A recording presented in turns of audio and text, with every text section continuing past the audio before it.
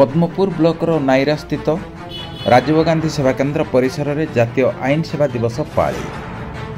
रविवार पूर्वाह्न प्राय 10 घंटा 30 मिनिट समय रायगड़ा जिला पद्मपुर ब्लॉकर नायरा स्थित राजीव गांधी सेवा केन्द्र परिसर में जातीय आईन सेवा दिवस पालित हो जाएगी। कार्यक्रम में एडीजे कम चेयरमैन टीएलएससी गुणपुर श्रीयुक्त देवदत्त पट्टनायक, सीनियर सिविल जज गुणपुर सुश्री सुमित्रा साहू, जेएमएफसी पद्मपुर श्री शुभंकर महांती, बीडीओ पद्मपुर श्री कुरेश चंद्र जानी, आईनजीवी रमेश चंद्र लिमा प्रमुख यह कार्यक्रम में जोग देइथिले।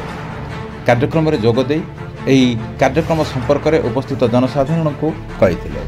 आज यह कार्यक्रम में डब्ल्यू पद्मपुर अर्चना पंडा, सरपंच नायरा ग्राम पंचायत तुलसा सबरों समेत स्थानीय बहु सरकारी कर्मचारी और बुद्धिजीवी उपस्थित थे। तालुक आईन सेवा कमिटी गुणपुर पक्षर कार्यक्रम आयोजित होता।